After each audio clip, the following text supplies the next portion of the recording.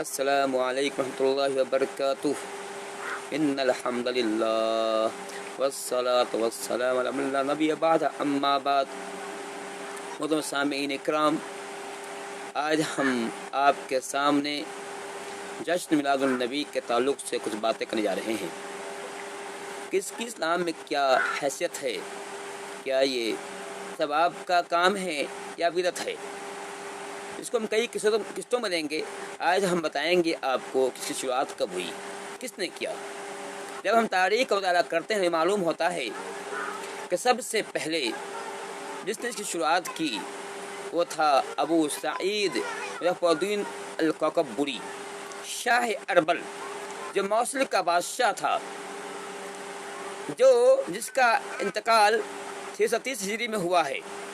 سب سے پہلے اسی بادشاہ نے 604 ہجری میں اس بدعت کی ایجاد کی، اس بدعت کی نیو ڈالی، اس بدعت کو اس نے جو ہے رواج دیا. یہ بادشاہ عیاش تھا، بے دین تھا. اتنا ہی نہیں بلکہ یہ بادشاہ شیعہ اور رافضی تھا، صحابہ کرام کی تنقید کرنے والا تھا، یہ صحابہ کرام کا منقص تھا. اسی بادشاہ نے سب سے پہلے 604 ہجری میں پیارے نبی کے انتقال کے تقریباً 594 سال کے بعد اس بدعت کی ایجاد کی ہے. اندازہ کیجیے گا، آپ صلی اللہ علیہ وسلم کے انتقال کرنے کے 594 سال کے بعد اس بدعت کی ایجاد ہوئی ہے. بات سوچنے کی ہے، جو بدعت دن بعد شروع ہو وہ کیوں کر اسلام ہو سکتا ہے، یہ الگ باتیں ہیں.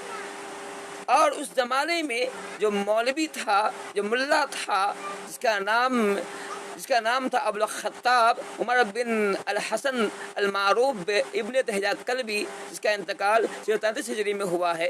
یہ بادشاہ کے 3 سال کے بعد یہ مرا ہے. اس بادشاہ نے جب اس کو دیکھا، اس کی تائید کی، اس کی موافقت میں فتوے دیے.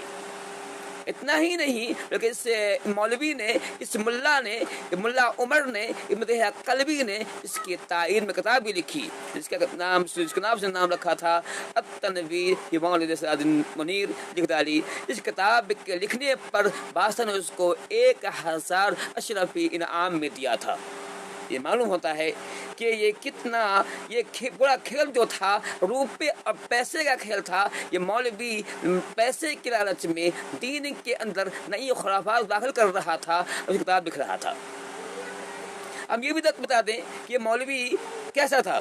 اس کے بارے میں امام ابن حجر الاسقلانی، یہ بہت بڑے مشہور مؤرخ بھی ہیں اور فن اسماء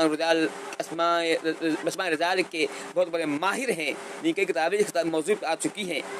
ان کی ایک کتاب لسان المیزان، اس کتاب میں لکھتے ہیں کہ ابن نجار کہتے ہیں کہ میں تمام لوگوں کو اس کے جھوٹ اور ضعیف ہونے میں متفق پایا ہے. مطلب تمام لوگوں کا اتفاق ہے کہ ابن دہیہ کلبی جو ملا عمر کے نام سے مشہور تھا، یہ آدمی جھوٹا تھا، کذاب تھا اور ضعیف ہوا کرتا تھا. اسی کتاب میں آگے لکھتے ہیں کہ یہ ملا عمر جو تھا سلف و صالحین ائمہ کرام کی گستاخی کرتا تھا، خبیث زبان تھا، بد زبان تھا، بڑا احمق متکبر تھا، دین کے کاموں سے بے پرواہ تھا. یہ کون لکھ رہا ہے؟ ابن حجر اسقلانی، جو اسماء الرجال کے بہت بڑے ماہر، وہ لکھ رہے ہیں ان کے بارے میں کہ ابن دہیہ کلبی یہ بہت بڑا بے دین آدمی تھا جس نے اس بدعت کی تائید میں کتاب لکھی تھی. تو میں بتایا آپ کو کہ 604 ہجری میں اس بدعت کی شروعات کی گئی تھی. بات سوچنے کی ہے کہ جو چیز اتنی بات شروع ہو کہ وہ بھی ہو سکتا ہے. اس معلوم ہوا کہ یہ چیز بعد شروعات ہوئی ہے. یہ بات میں نہیں کہہ رہا ہوں، یہ کتاب میں خود ان لوگوں کی کتابوں میں یہ بات ملے گی جو اس کو کرتے ہیں. جیسے جا الحق جو ان کی کتاب ہے، اس کتاب کے اندر بھی یہ بات لکھی گئی ہے کہ یہ بات صحیح ہے کہ نبی کے زمانے میں، صحابہ کرام کے زمانے میں، تابعین تابعین کے زمانے میں، ائمہ کے زمانے یہ میلاد نہیں تھا اور نہیں منایا. یہ بعد میں منایا گیا ہے. وہ کہتے ہیں کہ اس زمانے میں جو لوگ تھے وہ جہاد کرنے میں دوسرے دینی کام میں مشغول ہوا کرتے تھے، انہیں موقع نہیں تھا، اس لیے انہوں نے نہیں کیا۔ آج ہمارے پاس موقع ہے، ہم یہ کام کر رہے ہیں۔ انہوں نے اس بات کو جو ہے سراہا ہے، مانا ہے کہ ہاں اس کی شروعات جو ہے بعد میں ہوئی ہے۔ تو میں بتا دوں آپ کو کہ اس سے معلوم ہو جاتا ہے کہ یہ بہت ہی یہ گندا کام ہے جو بعد میں شروع کیا گیا ہے۔ اس میں کیا ہوتا تھا؟ بادشاہ نے جس کو شروع کیا تھا، اس میں کیا ہوتے تھے، اس کے متعلق فتاوی رشیدیہ کے اندر موجود ہے۔ وہ لکھتے ہیں کہ اس بدعت کی تھوڑی سی کیفیت یہ ہے کہ مجلس مولود کے اہتمام میں 20 قبے لکڑی کے بڑے عالیشان بنواتا تھا یہ بادشاہ۔ ہر قبے میں 5 طبقے ہوتے تھے۔ ابتدائے ماہ سفر سے ان کو مزین کیا جاتا تھا، اور ایک جماعت راگ گانے والوں، ٹپا خیالوں اور باجے، کھیل تماشے، ناچ کود کرنے والے اور مطلب کہ ہر طرح کے لوگ بلایا جاتا تھا۔ کہیں ناچ ہو رہا ہے، کہیں گانا ہو رہا ہے، کہیں قوالی ہو رہی ہے، کہیں علماء تقریر کر رہے ہیں۔ اس کے لیے جو ہے کافی گائے، اونٹ، بکریاں ذبح کیے جاتے تھے، اور خوب اس کی تیاری جو ہے اس کے موقع پہ خوب جو ہے دعوتیں اڑائی جاتی تھی۔ یہ اس کا پس منظر ہوا، اس کی شروعات ہوا۔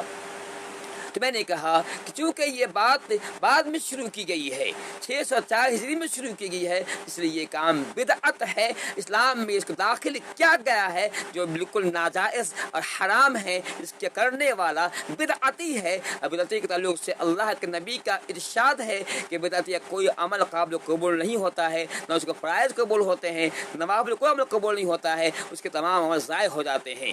اسی طرح سے ہم حدیث پڑھتے ہیں تو حدیث کے اندر بھی ہمیں اس بات کی پوری وضاحت ملتی ہے کہ بدعت کتنی بری چیز ہے۔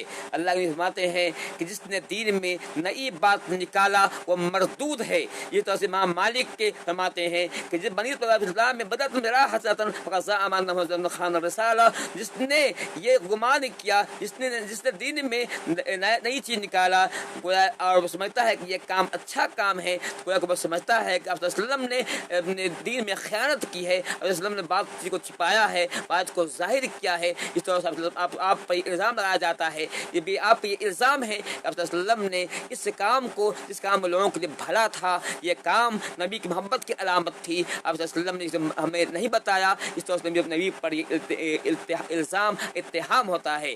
اس طرح سے میں نے کہا کہ یہ دین میں نئی بات ہے۔ اللہ تعالیٰ نے نبی کی زندگی میں ہی دین کو مکمل کر دیا تھا۔ حضرت اللہ تعالیٰ نے فرمایا تھا کہ اے لوگوں، آج میں نے دین کو مکمل کر دیا ہے، اپنی نعمت کو مکمل کر دی ہے اور تمہارے دین اسلام کو مخزن کیا ہے۔ مطلب یہ ہے کہ نبی کی زندگی میں دین مکمل ہو گیا تھا، تو پھر آج اس کا کرنا کتنا برا عمل ہے۔ اگر یہ چیز محمود ہوتی، اچھا ہوتا، تو صحابہ کرام رضی اللہ خود آپ صلی اللہ علیہ وسلم کرتے۔ آپ صلی اللہ علیہ وسلم نے فرمایا تھا کہ من اطاعنی دخل الجنہ ومن عصانی فقد ابا، جس نے میری اطاعت کی وہ جنتی ہو جائے گا، جس نے میری نافرمانی کی وہ گمراہ ہو جائے گا، جہنم میں جائے گا۔ اور اللہ تعالیٰ نے فرمایا تھا کہ ما آتاکم فخذوہ وانتہوا، کہ تم رسول کو جو کچھ دیں لے لیا کرو، اسے منع کرے باز آ جاؤ۔ آپ صلی اللہ علیہ وسلم نے یہ کام نہیں کیا ہے، گویا کہ ہمیں یہ پیغام مل گیا یہ چیز اسلام میں نہیں ہے۔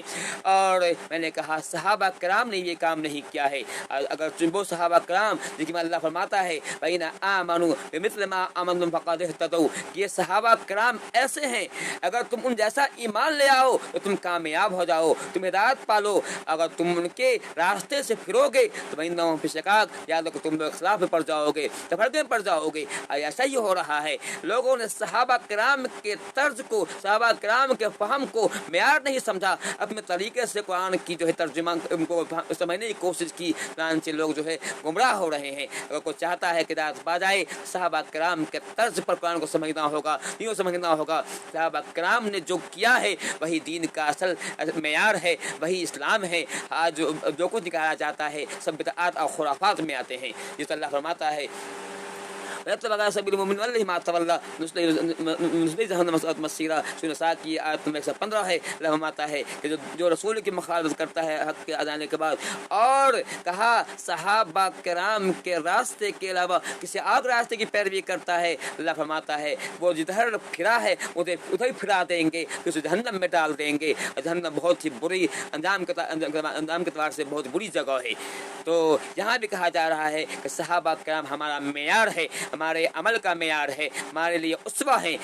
انہوں نے جو کیا ہے، انہوں نے چونکہ آپ وسلم سے ڈائریکٹ انہوں نے سیکھا تھا، جن کو سمجھا تھا، وہ جانتے تھے کہ کون سی اللہ تعالیٰ کو محبوب ہے، کون سی اللہ تعالیٰ کو ناپسندیدہ ہے، تو وہ ہمارے لیے معیار ہے۔ تو کہنے مطلب یہ ہے کہ ہمارے لیے ہم اگر چاہتے ہیں کہ ہم اللہ تعالیٰ کے ہاں محبوب ہو جائیں تو بدعات سے اجتناب کریں۔ اور میں نے کہا کہ یہ عید میلاد النبی یہ بدعت ہے، ان کی کچھ دلیلیں ہیں، ہم انشاءاللہ اگلے لیکچر میں ان کی دلائل کے بھی کچھ جو ہے دلائل پہ بحث کریں گے، ان کی دلائل کیسے کمزور اور کیسے جو ہے مکڑی کے جال کے مانند ہے۔ یہ اللہ تعالیٰ ہمیں جو ہے بدعات سے بچنے کی توفیق دے۔ العالمین۔